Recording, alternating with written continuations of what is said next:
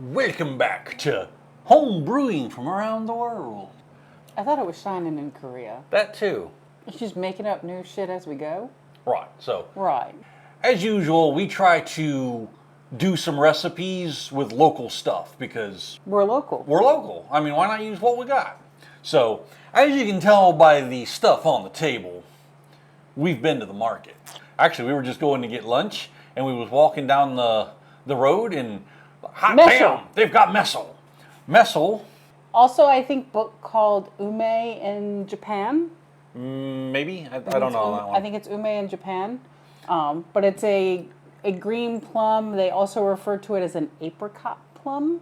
I think I've heard it referred to as that, but I don't think I've ever seen anybody actually call it that.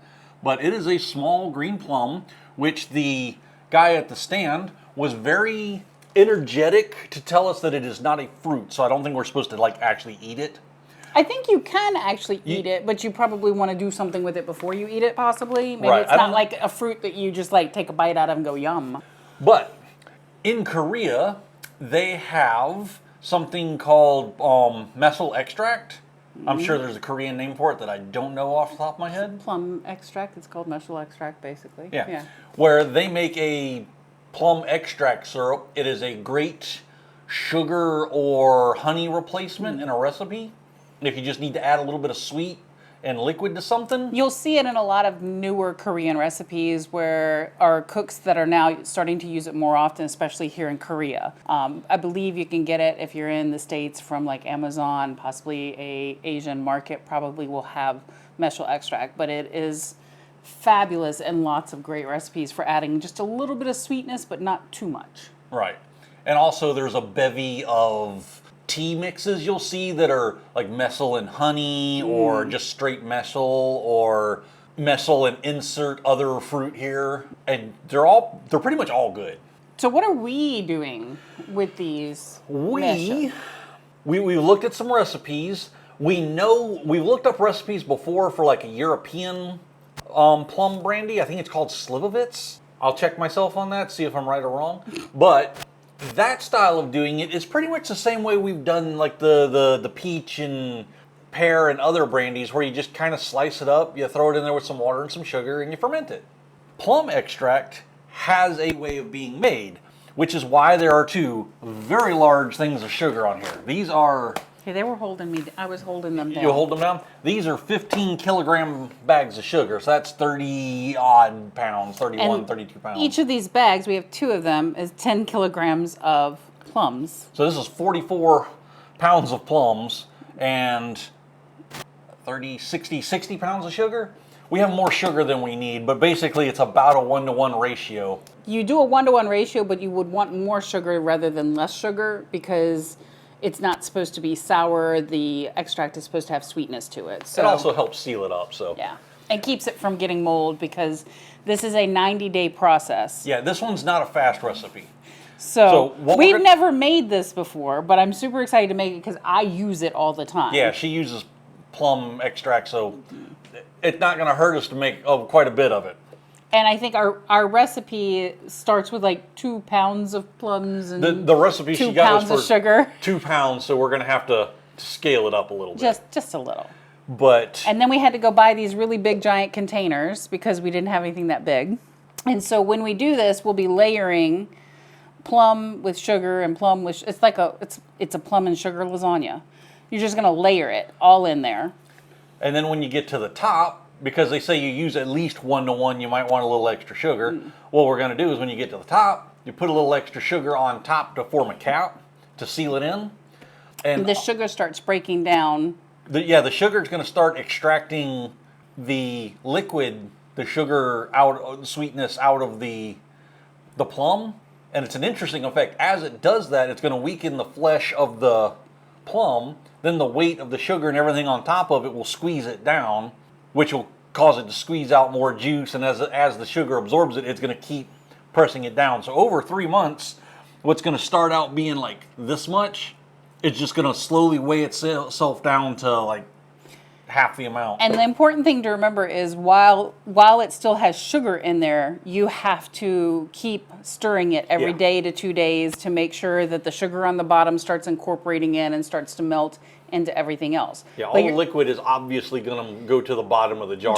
So always remember, when you have to go in there every other day to stir it, you're going to want to sanitize that spoon. very much. So, which is why I have a spray jar of sanitizer. So the exciting thing is that after we make mesil, so the first step we're going to make is we're going to make the mesil. Which is basically going to be a plum sugar syrup. Yes. So, and then our game plan is to make some brandy or some alcohol. Yeah. We're going to find out how tasty it is on the end, though. Yeah. So we're super excited to make this just because this is a very Korean thing to do. Koreans do this all the time.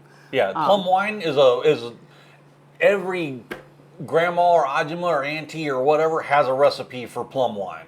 Just they make it at home all the time. It's one of the reasons that home distilling is legal in Korea, because everybody makes alcohol And at half home. the time, the plum wine is like I think when we looked at that, that was like the easier one. Like you use soju and plums and a couple other things. And Yeah, basically you just mix it all together, throw a little soju on it, and let it sit for a month or Yeah. whatever it was. But that's the plan. So we'll get a little B-roll as we like clean these and take the stems and stuff off of them, and as we layer them up, and then it will go in the dark room where the sunlight does not show.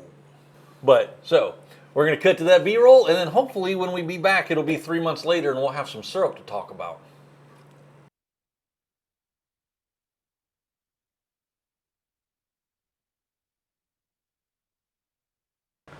All right, peoples, we are back. We've got several big jars. I got 25 pounds of sugar here.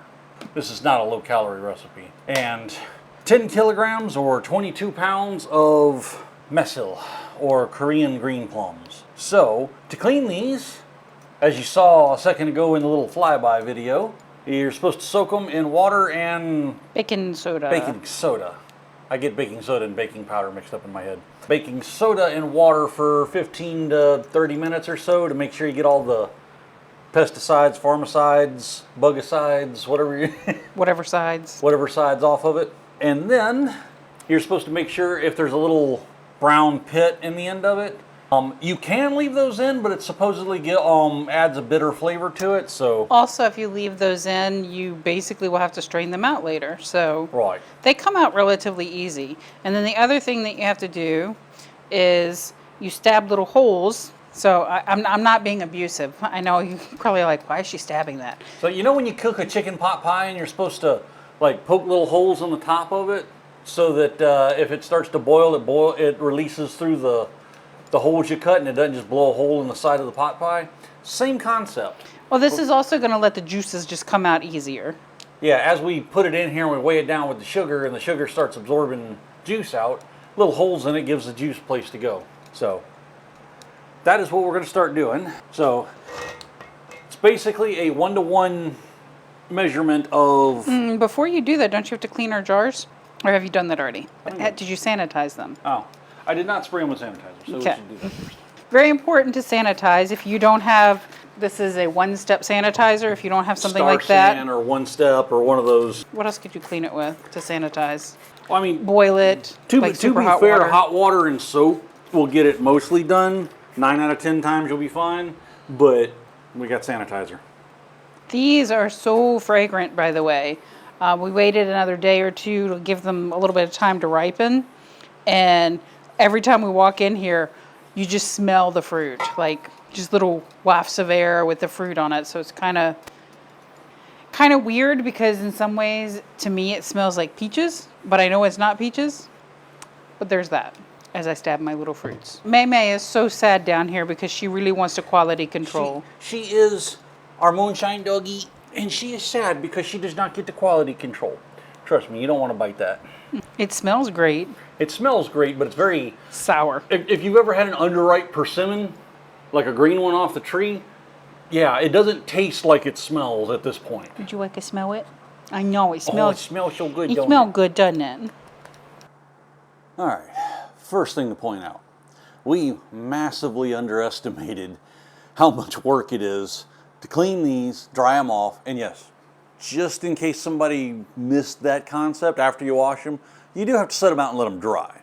Then you have to de-stem them, de-nib them, whatever you call that. And then All these layers and sugar and layers and sugar, and you got to get a minimum, they say, weight of sugar to plums. So as you can see, this one is filled all the way up to the damn neck of the jar. And this one, we just finished off the last of our 20 kilograms of plums. And this is the amount of sugar, 1 to 1, that we're supposed to put in it. I don't even know if I can get all of it in the damn jar. That one we still have a little bit left over, but I also had, I think, a pound or two more sugar in that jug than I did in this one, so we're close. Yeah, that one I got in. Yeah. Right, so according to the stuff we've been reading, because we're doing this the plum syrup route, is the more sugar you get in there with it, the less chance there is of it going sour or going bad, or molding or growing stuff that it's not supposed to. We may have needed a little more sugar. So we do have extra sugar. Of course, now we have, as a whole, decided that we can no longer call plum extract a sugar substitute. It is a sugar alternative, because there is no lack of sugar in this syrup. But It's a fabulous alternative. it's a fabulous alternative. It tastes great. But there's no lack of sugar in it. So we're going to cap these up. We're going to put them in our dark room, cool dark place, or as cool as we can manage in a Korean summer. And the thing to remember is these have seeds in them. And there's a time that you have to remember. You cannot let this sit for more than 3 months.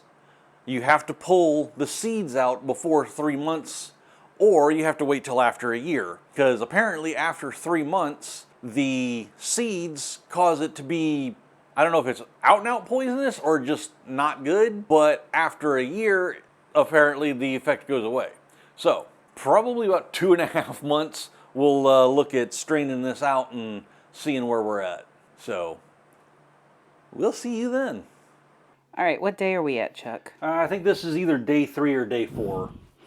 Okay, so you can see in this jar here, we still have to mix up the sugar, but it is definitely making syrup really well. You can definitely see where it has started extracting from the plums and started dissolving the sugar. So this one had less sugar in it, so we have more sugar we got to add to it, but we have stirred that up. One of the things to note is, pull the top off of that one.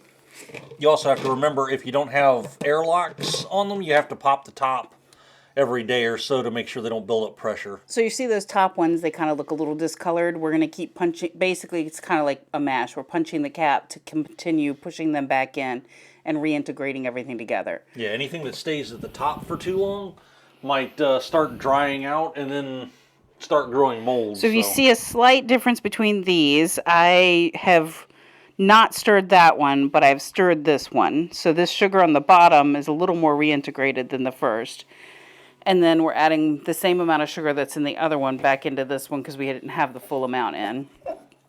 And Chuck is using our paddle to incorporate. We finally had to break out the metal paddle for something. I thought we were going to break our wooden spoon, our big wooden spoon, so it's probably a good idea.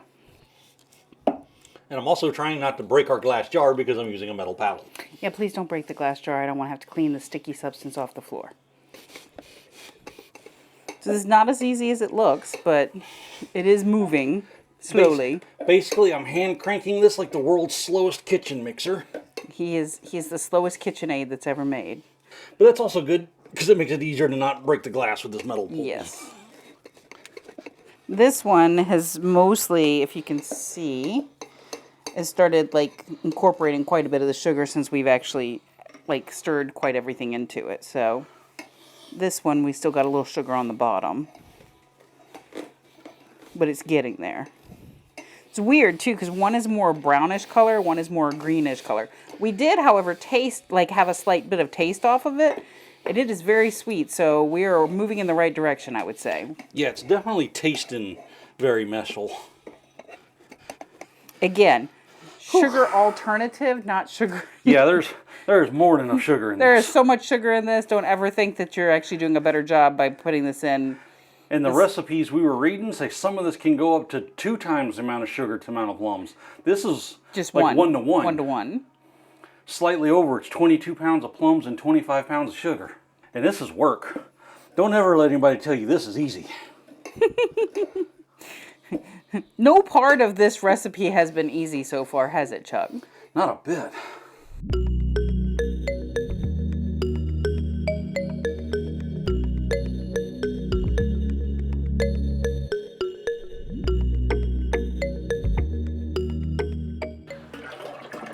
Right, so welcome back to us handling our plum syrup, or Melissa handling the plums. It was like, us? Where's the us there? Hey, I helped move this big mamma You jamma. moved the big mamma jamma. So, This is our liquid gold. as you can see from what's going into the jug here, it does have some particulate to it. I'm assuming that's pretty normal since we just poured it into here yesterday. I'm also assuming since it's like homemade that most homemade ones have particulate. Yeah, I think if you see anybody with this at home that says it's homemade and it's clear, they either have some way of pressure filtering it to get it through a filter, because I can guarantee you from some of the other stuff we've tried to filter before, if you pour anything this thick into a coffee filter It's or never strainer, going. it's just gonna gum up. Or they did exactly what we're doing, pouring it into a jar and let it sit until the particulates settle to the bottom and then siphoning off the top. I don't know that that would work through the siphon tube. That stuff's thick. It's very thick. So we are gonna try and get this into this jar. I don't know if it'll all fit in this jar or not. I don't know if we should try and fit it all in this jar. But It might have to have another jar friend. yes, but we will get it in the jars and we'll let you know when we're done. Mesil extract. Yay! All right, guys. So here we are. We got it jarred up. We got most of the sticky off of it, but I'm relatively sure. I think this is a 15-liter jar and this is a 7-liter jar because we're in Korea and they do everything in liters here. Guesstimation, I'm saying we've probably got. That's probably about 6.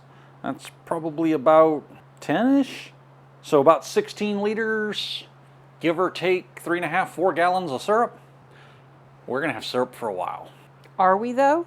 Well, we got some. We got to give some friends because they're like, "Oh my God, you're making maesil? That's so Korean!" And then they want some to taste some of it, so we got to give some out. Then we got to make some brandy out of it. Yeah, well, I wanted to try, or we wanted to try, making a alcohol out of just this syrup, which gives me a mental conundrum because is it a sugar shine, is it a rum, or is it a brandy? Because it's a fruit extract and brandy's made from fruits. But it's made, the extract is made with sugar. So is it a sugar shine? But rum is made from sugar extract from sugar cane, so it also could fit the bill. So put your thoughts in the comments. See what we get.